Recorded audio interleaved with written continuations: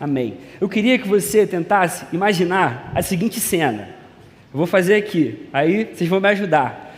Pensa que você está chegando em frente ao terminal das barcas, barca lotada, voltando 6 horas da noite, a cada 10 minutos, 1.200 pessoas passam por ali, um galerão vindo, aí você está com aquele coração aquecido por Deus, e aí você chega, bota lá, sobe num palanquezinho, pega o microfonezinho, na frente de todo mundo, aí começa assim: niteroenses, vejo que em todos os aspectos vocês são muito vaidosos, pois eu andei pela cidade de vocês e comecei a perceber que vocês realmente gostam muito de ir à praia, vocês gostam muito de cuidar dos seus corpos, vocês gostam muito de altinha, vocês gostam muito de comer italiano,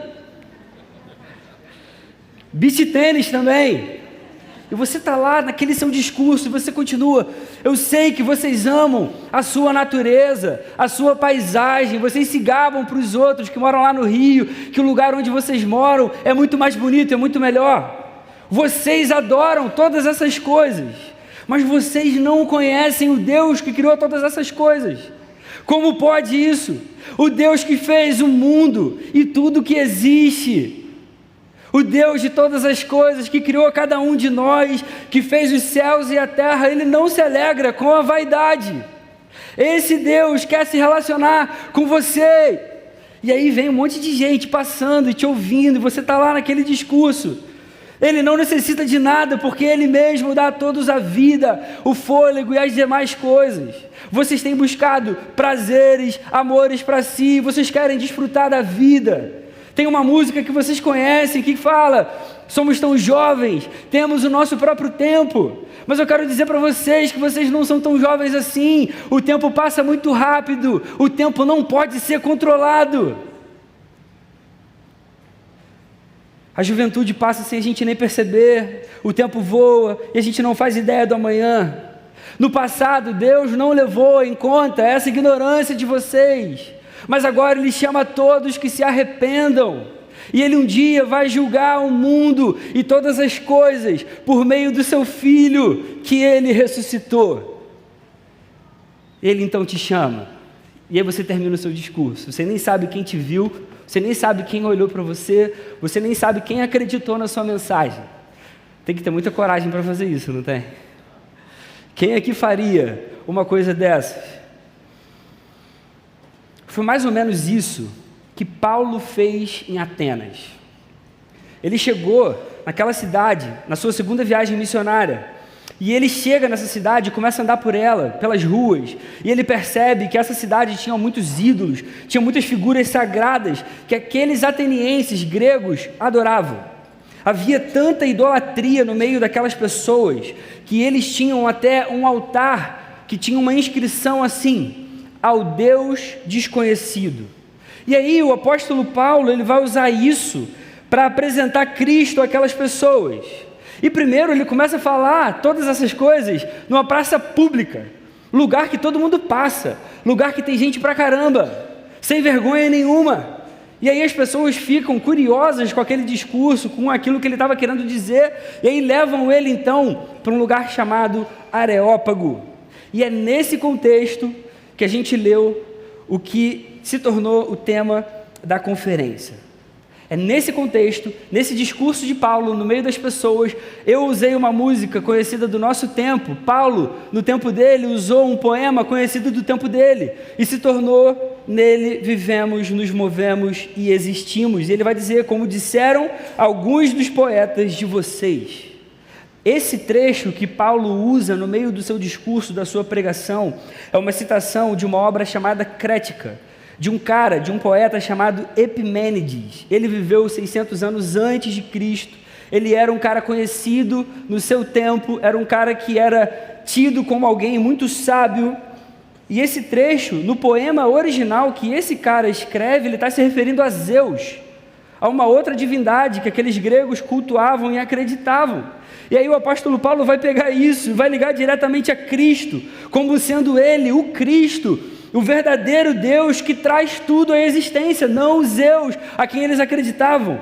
E de fato, Jesus é esse a quem tudo pertence. Jesus é o Deus que criou todas as coisas para a sua própria glória, para o seu próprio louvor. Eu não sei você, mas eu acho muito maneira essa forma de Paulo evangelizar, pegando elementos da sua cultura, linkando a verdadeira mensagem do evangelho e apresentando isso para as pessoas que precisam ouvir. Eu e você somos chamados a fazer assim também. Nós somos chamados a redimir a nossa cultura, vivendo como Jesus e apresentando Jesus para as pessoas que a gente conhece. Sabe por quê? Porque o mundo é de Deus. Ele nos redimiu, nos chamou para ser parte do seu povo, enquanto a gente ainda está nesse mundo, enquanto a gente ainda vive em meio à nossa cultura. Mas o ponto que eu quero destacar essa noite toda aqui não é a forma como Paulo fez, e sim o conteúdo da sua pregação. O que eu quero falar muito essa noite aqui é sobre o conteúdo da sua pregação. O que eu amo nesse trecho, desse texto do apóstolo Paulo, que depois você pode ler em Atos 17, não é só o fato dele pegar um poema da sua época e dizer que Jesus é quem esse poema se refere, mas o fato de Jesus ser realmente aquele por meio de quem nós vivemos, nós nos movemos e nós existimos, ainda que outras pessoas pensassem diferente, ainda que outras pessoas não achassem aquele discurso legal. Nós podemos e devemos fazer isso com alguns elementos da nossa cultura, mas não para buscar uma relevância como um fim em si mesmo, do tipo, eu vou evangelizar, eu vou fazer diferença porque eu quero ser relevante, como se a vida precisasse disso. Não, ainda que a gente não ganhe relevância ou nenhum reconhecimento por isso, nós somos chamados a apresentar Cristo ao mundo, porque o que cremos e dizemos sobre Ele é a verdade. E essa verdade pode curar, essa verdade pode transformar, essa verdade pode mudar, essa verdade pode redimir. O que me encanta não é a forma como o Evangelho pode ser apresentado, mas o que o Evangelho é capaz de fazer por quem ele apresenta, que é o próprio Jesus. Jesus é real, Ele é o conteúdo perfeito e poderoso do Evangelho. Jesus é quem pode curar, Jesus é quem transforma, Jesus é quem muda, Jesus é quem redime, e Ele é quem nos ajuda a viver também para a sua própria glória. E é a palavra que vai ensinar tudo isso que eu estou falando com tanta certeza essa noite aqui. Num determinado momento, quando Jesus viveu entre nós, um pouquinho antes dessa pregação de Paulo, lá em Atenas, o próprio Jesus ensinou algo impressionante a respeito dele mesmo. E esse é o texto que eu quero me debruçar com vocês essa noite aqui. João, capítulo 6, a partir do verso 35. Abra sua Bíblia para a gente ler esse texto junto. João 6, do verso 35 ao 37. Jesus declara: eu sou o pão da vida. Aquele que vem a mim nunca terá fome. Aquele que crê em mim nunca terá sede. Mas como eu lhes disse, vocês me viram, mas ainda não creem. Todo aquele que o Pai me der virá a mim, e quem vier a mim eu jamais rejeitarei. Jesus aqui nos ensina que Ele é o que nós mais precisamos. Ele nos ensina que Ele é o verdadeiro alimento da alma. E Ele ensina aqui que Ele é a única coisa em que nós precisamos crer. E são essas lições que eu quero destacar essa noite, para iniciar a nossa conferência.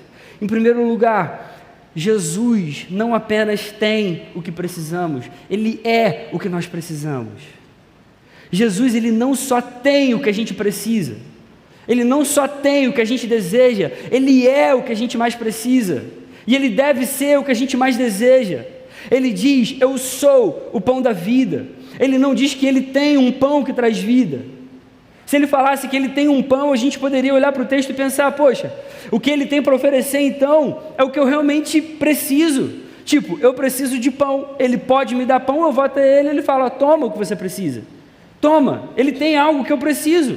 Muitos ali nesse discurso de Jesus tinham recebido pão. Esse discurso de Jesus é depois daquele momento que Ele faz um milagre, multiplica, e 5.000 pessoas são alimentadas com o pão que Ele multiplicou, e essas pessoas voltam até Jesus, e Jesus vai dizer que elas voltaram porque elas queriam mais pão. Aí Jesus vai olhar para elas e vai dizer: olha, não é esse pão que eu tenho para vocês. Eu sou o pão da vida. Eu sou o alimento que vocês realmente precisam. E essa talvez seja uma das coisas mais importantes da vida cristã. Isso muda a forma como nós vivemos, isso muda a forma como a gente enxerga a vida e até mesmo a forma como nós reagimos a tudo o que acontece com a gente. Porque às vezes a gente faz diagnósticos equivocados de momentos da vida que a gente passa. Às vezes a gente reage como quem não acredita nessa verdade, de que Ele é o pão e não de que Ele tem o pão.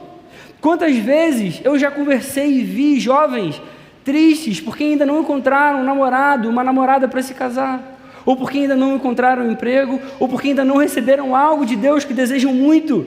E o primeiro pensamento e que não é errado, mas as pessoas pensam: Jesus pode me dar um namorado, Jesus pode me dar uma namorada, Ele pode me dar um parceiro, Jesus pode me dar um emprego, Ele pode realizar esse desejo que eu tenho, e eu paro, então eu vou orar por isso. Ele tem esse poder, Ele pode me dar isso que eu quero, porque isso é o que eu acho que eu preciso. Mas enquanto eu não recebo aquilo que eu desejo, aquilo que eu quero que Ele me dê, eu continuo me sentindo triste e insatisfeito com a vida. Isso é um diagnóstico equivocado, porque a gente acha que a gente precisa das coisas que Ele tem para dar, a gente não entende que o que a gente precisa é dEle. Existe um nível de vida com Deus, de relacionamento, de intimidade, em que realmente a gente pode colocar em prática essas palavras de Jesus. Jesus veio ao mundo para se dar numa cruz no nosso lugar. Ele paga o preço pelos nossos pecados e assim Ele restaura o nosso relacionamento com Deus. Esse Jesus, num determinado momento, Ele ensina: eu sou o pão da vida. O que vocês mais anseiam, o que vocês mais desejam e o que vocês mais querem, aquilo que vocês mais procuram, eu sou isso. Eu posso satisfazer completamente os corações de vocês, eu posso satisfazer completamente a alma de vocês. Em mim vocês podem encontrar satisfação real. Num outro momento Ele vai dizer: eu sou o caminho, a verdade e a vida. Ele não diz que Ele tem vida para dar, Ele diz que Ele é a própria vida. Isso é tão profundo, isso é tão poderoso, isso é tão bonito, é tão real, que quando a gente entende essa verdade, a gente aplica ela ao coração, a gente não sente mais falta de nada. Todo o resto vai ser secundário. Quando a gente começa a pensar e a viver: Jesus é tudo o que eu preciso, de fato, nele eu me satisfaço realmente. Eu não vou mais ficar insatisfeito com o que eu ainda não tenho. Ele se torna um motivo de prazer e da satisfação do meu coração. Se isso acontece de fato, não é a falta de um namorado, de uma namorada que vai me abalar, não é a falta de um emprego ou de qualquer outra coisa que eu possa desejar que vai me abalar e vai tirar a minha paz, não é a falta de nada momentâneo, nada temporal, nada material que vai tirar a minha alegria. E, por favor, um parênteses aqui: não tem problema nenhum a gente orar por essas coisas, não tem problema nenhum a gente pedir a Deus pelos nossos desejos. O ponto aqui e eu espero que você entenda, o que ou quem tem o poder real de satisfazer os nossos corações. Esse que é o ponto. O que tem satisfeito o nosso coração da forma mais profunda possível? O que tem enchido a gente de prazer e de alegria? Será que Jesus tem sido realmente o que eu mais preciso? Será que Jesus tem sido o motivo da minha alegria? Será que Jesus tem sido o motivo do meu louvor? Será que Ele tem sido o motivo da minha gratidão, do meu contentamento? Quando a gente começa a viver dessa forma, as nossas orações começam a mudar e a gente começa a pensar: Senhor, se você me der o que eu desejo, amém, ótimo. Se não, ótimo também. Tendo você, Senhor, eu estou feliz demais. Eu só não quero te perder, Senhor. Em Jesus, nós temos tudo o que precisamos para viver, porque Ele é o que nós precisamos. Ele é o que nós mais precisamos. A vida está nele, a vida foi feita por Ele, a vida foi feita para Ele. Quando a gente lê Colossenses, a palavra nos ensina: Jesus é a imagem do Deus invisível. Nele foram criadas todas as coisas. Todas as coisas foram criadas por Ele e para Ele. É por isso que a gente pode fazer uma conferência com o tema: nele vivemos, nos movemos e existimos. Porque em Jesus isso é real. Em Jesus isso é real. Ele não apenas tem o que nós precisamos, Ele é o que nós precisamos. Só Ele pode satisfazer os anseios do coração, porque o nosso coração foi feito para Ele. Só Ele pode acalmar a nossa alma, porque a nossa alma foi feita para Ele. Só Ele pode nos alegrar de um jeito verdadeiro e duradouro, porque só encontraremos alegria quando encontrarmos Ele. Só Ele é a esperança da vida nesse mundo e na eternidade, porque a gente só consegue ter esperança nesse mundo e na eternidade se nós crermos nele. Segundo lugar, a presença de Jesus é o que nos alimenta de verdade. A presença de Jesus é o que vai nos alimentar. Jesus vai continuar dizendo: aquele que vem a mim nunca terá fome. É interessante a forma como Jesus ensina essa dinâmica, a gente se alimentar dele, porque ele começa dizendo: eu sou o pão da vida. E aí talvez você pense: pô, que legal, como que eu como então desse pão? Aí Jesus vai dizer: aquele que vem a mim nunca vai ter fome.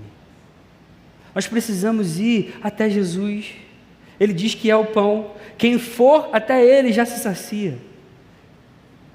A presença de Jesus é suficiente para alimentar. A presença de Jesus é o que a nossa alma precisa para viver e para se manter viva. A presença de Jesus é o que traz paz. A presença de Jesus enche a gente de convicção sobre o cuidado de Deus pelas nossas vidas e famílias. A presença de Jesus é a manifestação da bondade do próprio Deus. Jesus é tão necessário para as nossas almas que a sua presença é a concretização do amor de Deus pelos homens. A presença de Jesus é capaz de nos alimentar verdadeiramente. É na presença de Jesus que nós encontramos palavras de vida eterna. É na presença de Jesus que nós vivemos a melhor parte. É na presença de Jesus que nós nos tornamos o seu próprio rebanho. É na presença de Jesus que a gente encontra vida, e é lá que milagres podem acontecer. Por isso nós precisamos ir até Ele, e Ele diz: quem vem a mim nunca mais vai ter fome. Quem vai até Jesus vai ser completamente saciado, satisfeito. Tudo isso a gente pode ver na palavra.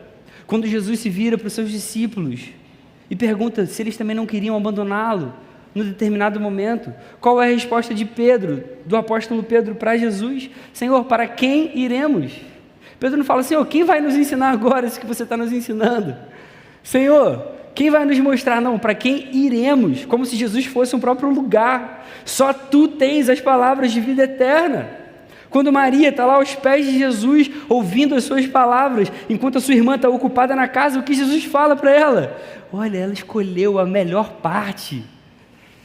Quando Jesus ensina aos discípulos que Ele é o pastor e as suas ovelhas ouvem a sua voz e o seguem, porque conhecem a sua voz, o que a palavra nos ensina? Que Jesus pega essas ovelhas então e leva essas ovelhas para a pastagem, para que elas sejam alimentadas e cuidadas na sua presença. Além disso, quantos milagres a gente vê acontecer na presença poderosa de Jesus, quantos cegos voltaram a enxergar, quantos mancos voltaram a andar, quantos doentes foram curados instantaneamente, quantos endemoniados foram libertos.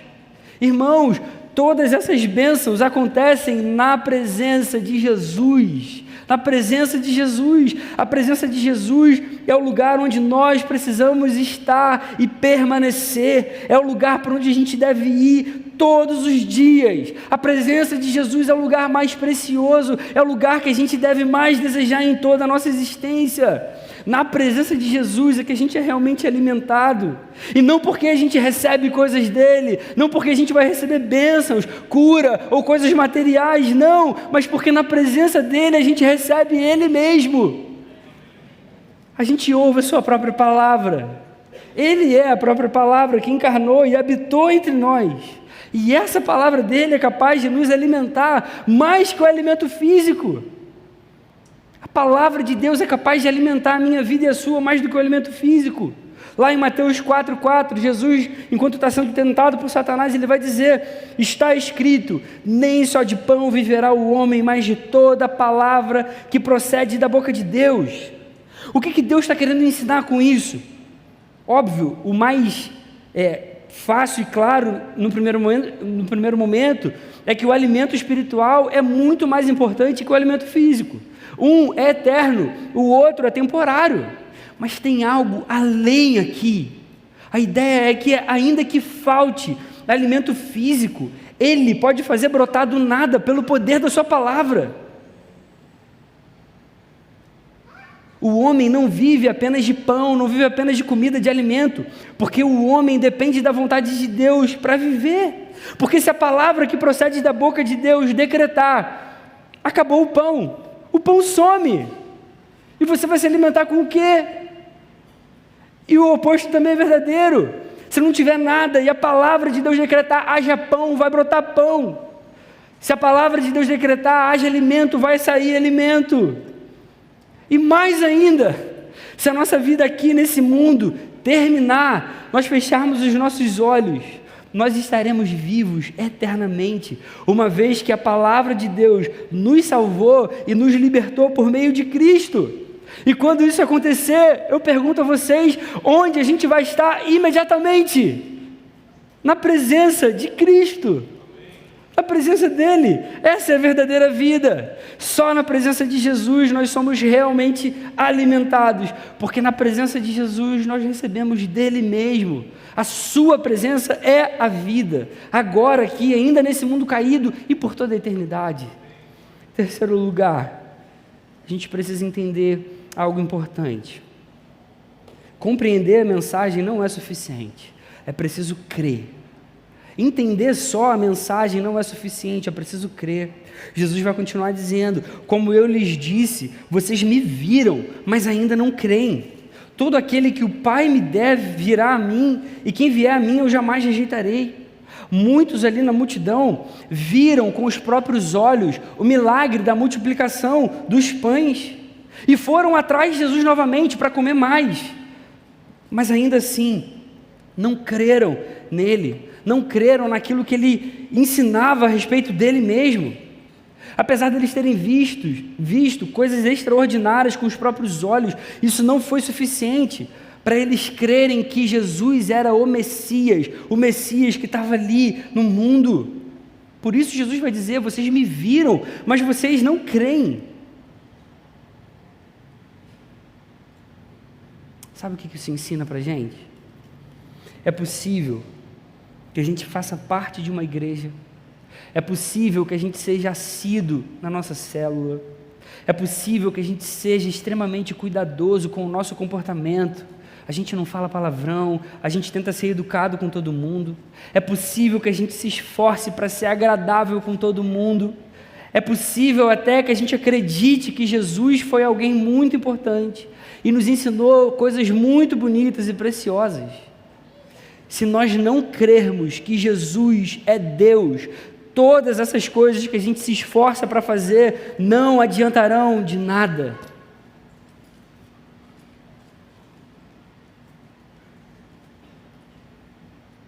Naquele momento, ainda que muitos tivessem comido o pão que foi multiplicado de um jeito extraordinário, muitos foram alimentados. Ainda que muitos estivessem seguindo a Jesus por onde ele fosse, muitos ainda não criam que ele era o pão da vida, como ele mesmo falava dele. E isso faz muita diferença. Se Jesus é só alguém que merece o seu reconhecimento, uma parte do seu tempo, uma reverência especial, como talvez você faça para outras coisas na vida, mas não é reconhecido como o pão da vida que tira a sua fome, como o único Deus digno de toda honra e glória, como o Salvador do mundo, digno de toda a nossa submissão, como o Criador de todas as coisas que um dia vai voltar para julgar o mundo e levar a sua igreja. Então Jesus ainda é só alguém que não faz muita diferença. E assim não faz sentido perder tempo participando de nada que pertença a Ele. Muitas vezes a gente ouve as pregações que acontecem aqui semana após semana. Pode ser até que a mensagem faça algum sentido lógico aqui na mente, mas isso não leva a gente a crer. Isso é sinal de que o coração precisa ser regenerado de verdade. O próprio Jesus, um pouco à frente desse mesmo texto, vai dizer, lá no verso 40, a vontade do meu Pai é que todo aquele que olhar para o Filho e nele crer, tenha a vida eterna, e eu o ressuscitarei no último dia. Jesus aqui, ele deixa claro que a questão não é apenas olhar para ele. Muitos aqui estavam acompanhando o seu ministério, viram coisas sobrenaturais sendo feitas pela mão do próprio Cristo. A questão é olhar e crer. Olhar e crer. A vontade do Pai é que todos que olharem para o Filho e crerem nele tenham a vida eterna. A base da vida cristã está no crer em Jesus como Senhor. A gente não pode se apoiar só na racionalização da mensagem. A gente não pode se apoiar só na performance, enquanto membros de igreja. Eu sempre vou na célula, eu sempre vou no culto, eu sempre vou no evento da igreja, eu sempre vou nos retiros, eu sempre vou na conferência, a live é muito maneiro. Muita gente consegue fazer isso, mas não crê. Olhar para Jesus, entender com a mente, mas não crer, não vai fazer de nós filhos. O que nos faz do Senhor é crer que Ele é o Filho de Deus, e Ele é o próprio Deus, Ele é o Senhor sobre a nossa vida, Ele é o Senhor da história, Ele é o dono do universo. Meu coração então é completamente dele, eu me rendo. Crer significa ter o coração completamente inclinado ao Senhor. No texto aqui, as pessoas não gostaram de ter ouvido o que Jesus dizia sobre si mesmo. Eles começaram a achar que Jesus estava blasfemando. Como assim? Ele vai ficar achando que ele é um pão? Como que a gente vai se alimentar de um cara desse? Depois Jesus vai dizer que ele é o Filho de Deus. Aí mesmo a multidão fica indignada com ele. Crer não é só acreditar logicamente. Crer é a postura de entender, reconhecer e se curvar em rendição. É diferente. Eu creio que Jesus é o Cristo. Senhor, a minha vida é sua, faça o que você quiser com ela. Crer como Jesus ensina é uma inclinação muito mais profunda do coração. Nem todos creem assim, mas é assim que Jesus nos chama a crer. E é isso que faz diferença entre entender a mensagem e crer, e apenas entender a mensagem. A gente pode vir aqui toda semana, ouvir todos os sermões, fazer todos os cursos de teologia, você pode ler todos os livros do Lloyd Jones, você pode ler todos os livros de Calvino. Se a nossa vida não se curvar em adoração verdadeira, deixando pecados para trás, mostrando um coração rendido, aplicando a palavra no dia a dia, tendo uma atitude de servo, agindo como Jesus, então nós estamos demonstrando que não cremos ainda. Crer é a postura de entender, reconhecer e se curvar em rendição, e isso inevitavelmente vai levar a consequências práticas. Coisas mudam no coração quando nós cremos de verdade. Quando nós cremos de verdade, nós somos levados a atitudes de quem ama o Senhor. Senhor, você agora é o meu Deus, faça o que quiser de mim, eu quero viver para a sua glória. Esse é o coração de quem crê de verdade. É reconhecer que Ele é o pão da vida, como Ele diz dele mesmo. Isso é tudo que eu preciso. Meu alimento é a sua presença, Senhor, e praticar isso todos os dias. Diante disso eu queria fazer algumas aplicações para a gente. Em primeiro lugar, reconheça Jesus como o maior e mais importante em sua vida. Reconheça Jesus como o maior e mais importante na sua vida. Ele é o pão da vida, Ele é o alimento que nós precisamos.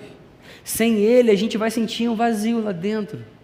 Sem Jesus, a gente vai continuar sem esperança. Sem Jesus, a gente vai continuar sem alegria verdadeira. Enquanto Ele não se tornar aquilo que a nossa alma mais deseja, a gente sempre vai encontrar um outro objeto para desejar. O problema da sua vida, irmão querido, irmã querida, não é que você ainda não se casou. O problema da sua vida não é que você ainda não comprou a sua casa. O problema da sua vida não é que você ainda não recebeu a promoção que você tanto quer no seu trabalho. O problema da sua vida também não é que você não nasceu numa família estruturada. O problema da sua vida não é que você descobriu uma doença terrível recentemente. O problema da sua vida não é nem que você não teve as suas orações respondidas ainda. Se você ainda sente um vazio dentro do seu coração, se você ainda não se sente satisfeito completamente, é porque Jesus ainda não se tornou o mais desejado.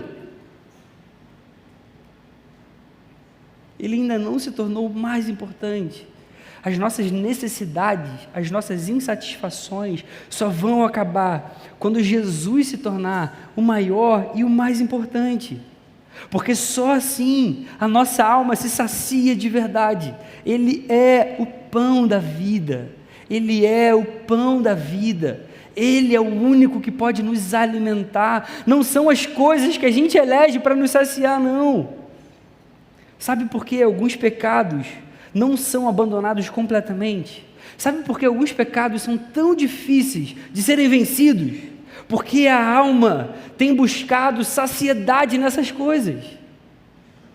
A nossa alma acha que ela precisa desse pecado para se saciar. Enquanto Jesus não for o pão da vida que nos sacia completamente, a gente não vai encontrar motivo, muito menos força, para largar todos os pecados. Segunda aplicação para a gente: busque a presença de Jesus e faça disso algo inegociável. Busque a presença de Jesus e faça da presença de Jesus algo inegociável. Galera querida, é na presença de Jesus que nós encontramos o alimento. É na presença dele que nós encontramos Ele mesmo.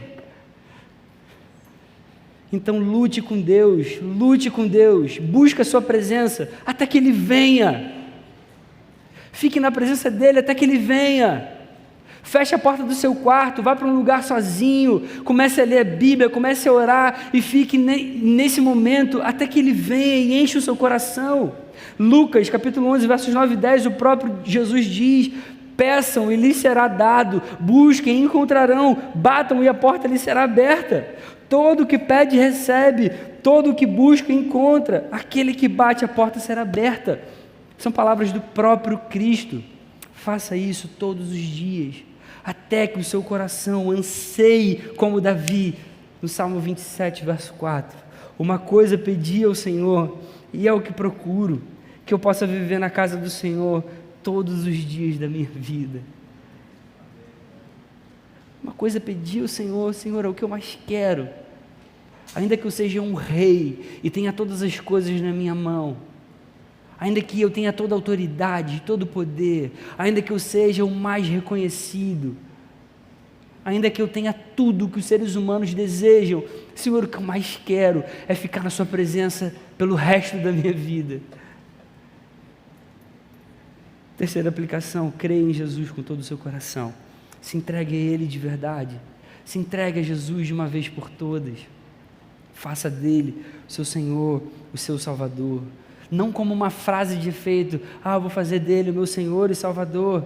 Faça dele o seu Senhor mesmo. Quem toma as decisões na sua vida é você, ou você submete ao senhorio de Cristo? Você tem submetido a sua vida, as suas escolhas, os seus desejos ao senhorio de Cristo? Isso faz muita diferença. A vontade do Pai é que todo aquele que olhar para o Filho e nele crer tenha a vida eterna, e o Filho o ressuscitará no último dia. Você quer viver de verdade? Creia no Filho, faça dele o seu Senhor, faça dele o seu Deus. Você quer viver para sempre? Creia no Filho, faça dele o seu Senhor, o seu Rei, porque na eternidade ele vai ser Rei, e nós seremos os seus súditos para sempre. Quero concluir dizendo que Ele é a única resposta para toda e qualquer necessidade humana. Ele é o pão da vida, Ele é aquele que sacia a fome que todo ser humano tem por algo que o preencha. As pessoas procuram e elas nunca vão encontrar algo que seja duradouro, porque nada nesse mundo pode satisfazer como Jesus satisfaz, porque o mundo é dele e o mundo é para ele. Ele deve ser o maior desejo do coração. Ele de fato é aquele por meio de quem nós vivemos, por meio de quem nós nos movemos e por meio de quem nós existimos. E o convite dele é: todo aquele que vier a mim, eu jamais rejeitarei. Todo aquele que vier a mim, eu jamais rejeitarei. E eu vou falar uma coisa para vocês: não ser rejeitado pelo Criador e dono do universo é a maior bênção que qualquer humano pode receber. Senhor, muito obrigado pela Tua palavra, muito obrigado por quem Você é, Senhor. Recebe toda a nossa adoração, toda a nossa gratidão, todo o nosso louvor, Senhor. Nós Te amamos e Te bendizemos nesse lugar. Mais uma vez Te agradecemos porque essa conferência está começando. Continua falando aos nossos corações, que a gente entenda, Senhor, que a Tua presença, o Teu Evangelho é a coisa mais preciosa e é tudo que a gente precisa em toda a nossa vida, Senhor. Que esses dias sejam usados pelo Senhor para trazer cada um de nós para mais perto, para que a gente entenda aquilo que o Senhor é e para que a gente Te entregue de verdade, Senhor, todo o nosso coração e toda a nossa vida para a Tua glória, Deus. Faz assim no nome de Jesus. Amém. Amém.